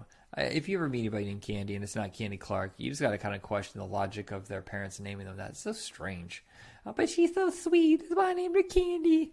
All right, I'll let that go. But guaranteed it's a strong chance she's going to be a hooker or a stripper. No one should ever name a kid Candy. It's just dumb. It's funny how much louder I am when I'm doing the normal episodes. I don't have to get so damn loud. Sergeant Slaughter. Now, this is one of those weird fucking things that G.I. Joe did, the celebrity characters. They only did 3, and most people don't even know about the third one. It was Sergeant Slaughter, who was a villain in wrestling, somehow became a hero, and a major part of the DC Universe. I wonder how much money he made off that, because DC Universe, did I fucking say that? Did I seriously just say DC Universe? G.I. Joe Universe, what the fuck? So he's in the movie. He's in the 89 series from Deke. I believe he's in both seasons. So seriously, a stupid character, just fucking dumb. And then they did... she was in the Super Bowl Shuffle. The Refrigerator Perry, who had a football on a chain and weighed 400 pounds. That was a really, really dumb character. And then there was a Rocky Balboa, which is weird. Okay, so, yes, technically Sergeant Slaughter is a fictional character, but he wasn't in a movie or a TV series, so Sergeant Slaughter was Sergeant Slaughter to us. And the Refrigerator Perry was Refrigerator Perry to us, even though that's a nickname. Sylvester Stallone is Rocky Balboa, but then Rocky Balboa is being used. It's weird because it's not it's not the same rules. But I guess they canceled it. They never did it. There's like one mold out there and it's worth $1 bazillion. And I wonder if that was successful, they would have just kept going. You know, would they be a Red Scorpion character? That'd been kind of cool, honestly. Dolph Lundgren, part of the G.I. Joe universe, I would have taken that. Then you're getting like weird. Then you get like Patrick Swayze from Roadhouse. You know, Dalton. He does kung fu grip and kicks to the head, rips your throat out. I'm trying to think. What about Stone Cold? Holy shit! Not Stone Cold Steve Austin. Fuck that guy. I'm talking Stone Cold and Brian Bosworth. And give him a motorcycle. Oh, holy shit! And his villain's Lance Henderson. I think that we need to go back in time and start a whole new toy line for Stone Cold. How could we not? And just thinking about it, like, how about Van Damme from Hard Target? That mullet and the oh my god, and he catches snakes in the midair and like slaps them to sleep. Yeah, there's a lot of potential there. I think you kind of run out of action heroes. It'd be kind of cool though if Jet Li and Jackie Chan had been added to the G.I. Joe universe. Yeah, Sergeant Slaughter, unlike what we see in media, is a good guy here, and that's strange because it's a complete absolute flip. We have Barbecue and Blowtorch, both awesome costumes. I would say Blowtorch is the cooler looking one, even though it makes less sense to have something that bright in battle.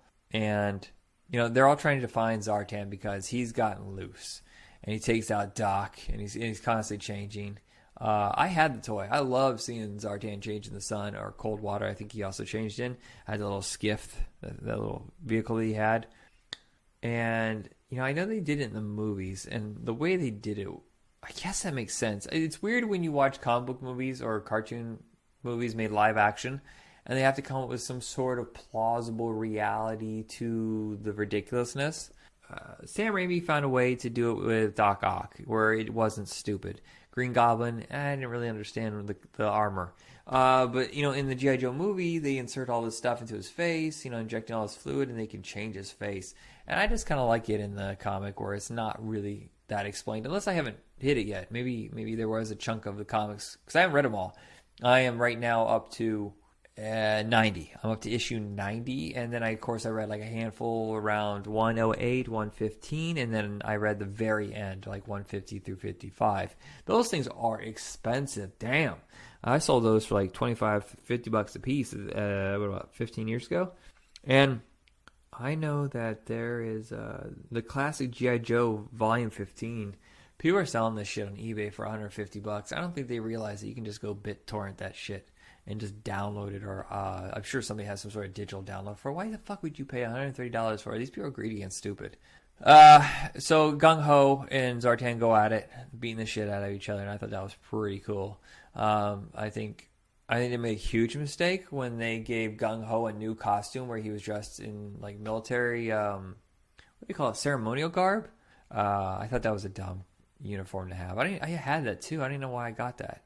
I always hate it whenever there's a clone kind of thing, or they can change identities, and they're like, which one's the real one? He is. No, he is. Tell me about that one thing. Oh no, you tell me about that one thing, and then we'll know who the real guy is.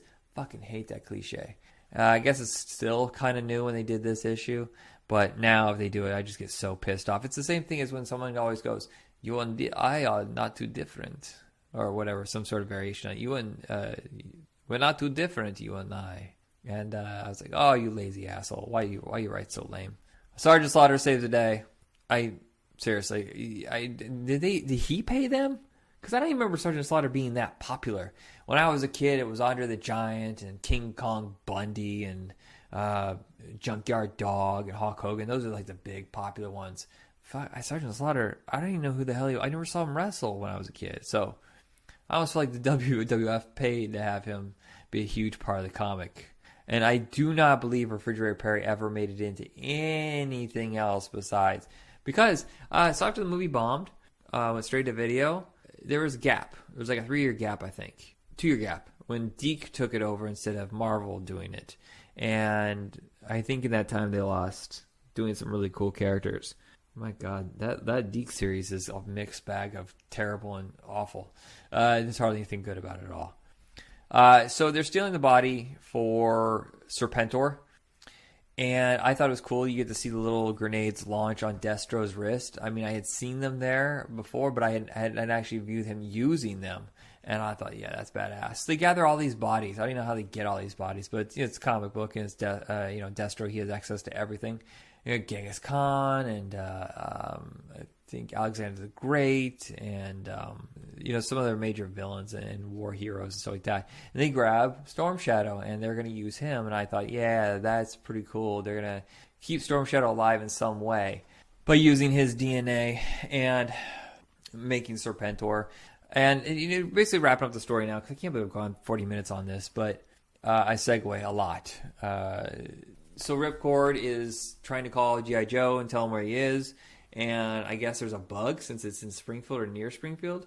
And they know that he called G.I. Joe. So Firefly, who we haven't seen in a while. Firefly is a badass. He's good in the movie too. Ray Stevenson, I really liked him as it, even though he wasn't dressed anything like him. And he was much, much bigger. And I thought he was a badass character. He's one of the very first ones I had too. I remember Show and Tell, 2nd grade. And people were like, what'd you get for Christmas? And I was like, well, I got Firefly. And people were like, you got a bug? It's like, no, Firefly. And I'm not very good at explanations for some reason when I was a kid. And like, yeah, like the bug. Why would you get a bug? Was it dead? And I go, no, the toy Firefly. You got a toy Firefly? No, from G.I. Joe. You know, and it seems weird that I almost wonder if I had some sort of like neurological disorder that didn't let me act like a normal human being.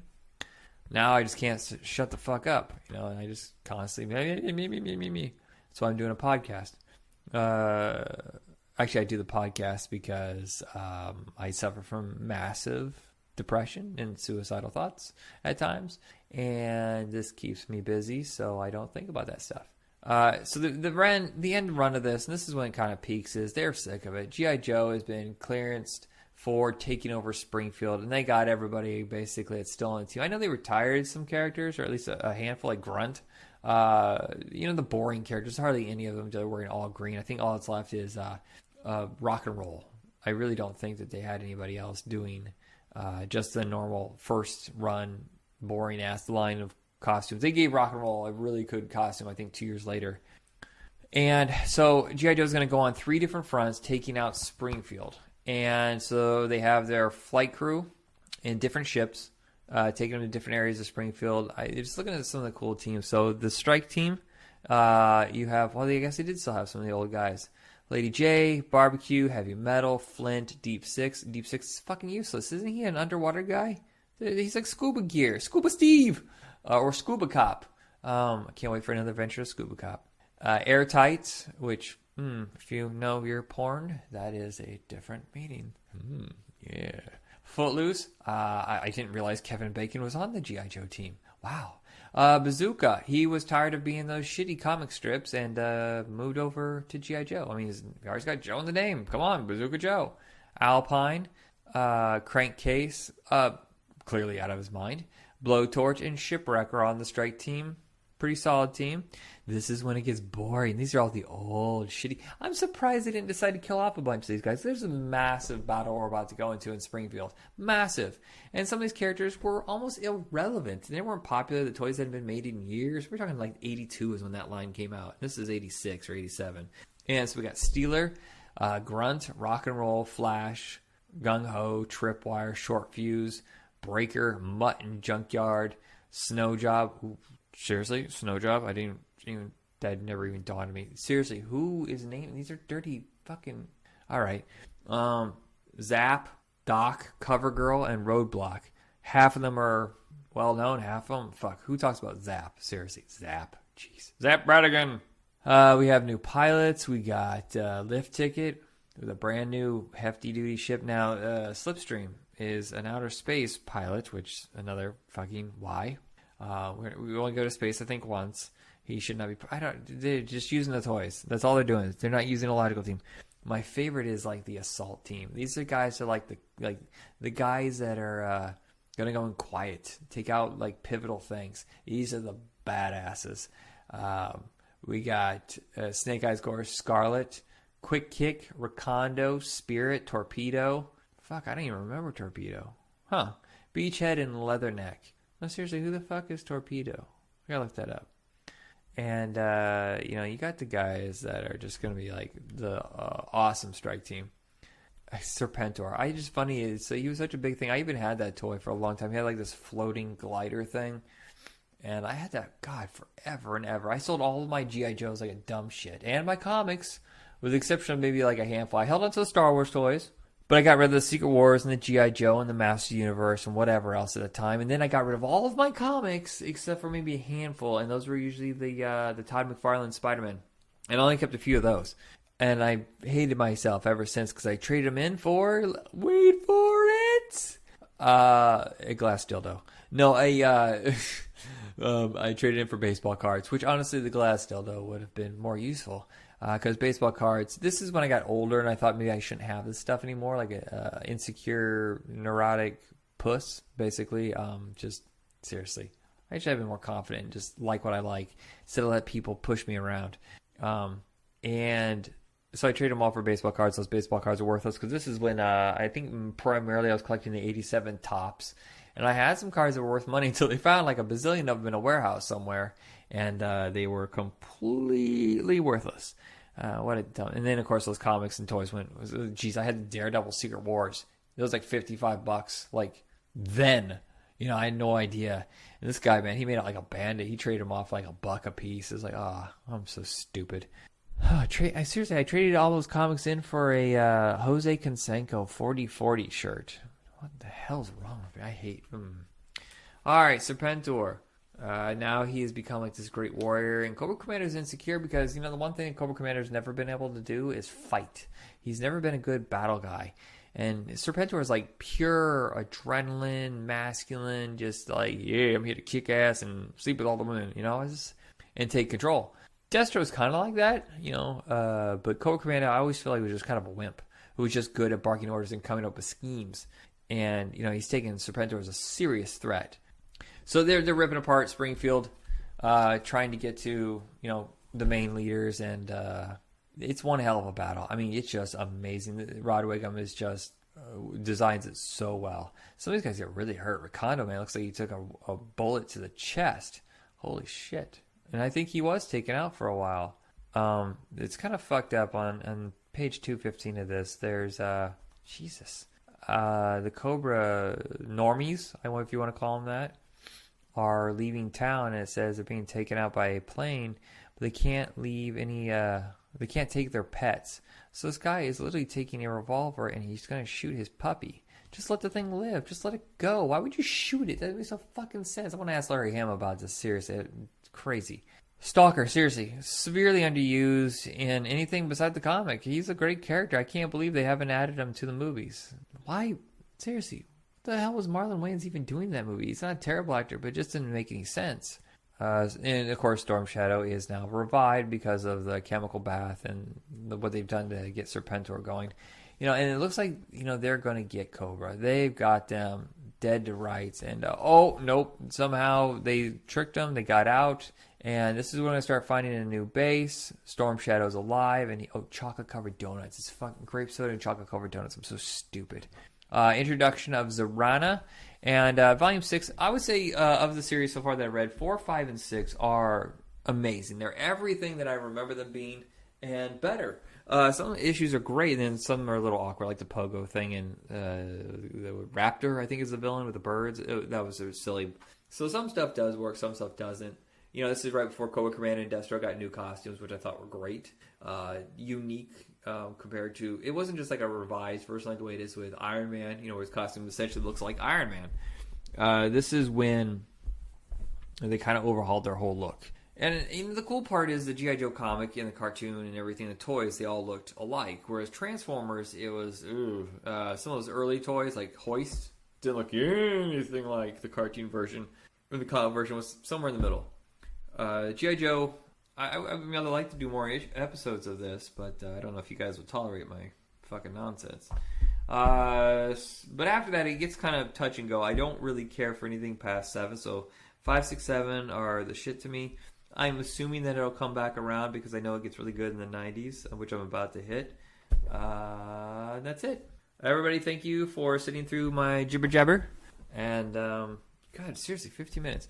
The episode tonight was supposed to be the Armor Wars of Iron Man from, I think, 87, 88. And we have some other stuff lined up. Hopefully I'll be able to get those. We got 3 or 4 guests going to be helping program the next year. But that's it. So check us out on Facebook under Retro Rocket Entertainment and Back in Tunes. Back in Tunes is the regular podcast we do about animation. So if you like G.I. Joe, we do episodes about G.I. Joe, both series. I'm having some friends do the movie because I'm a little G.I. Joe'd out right now.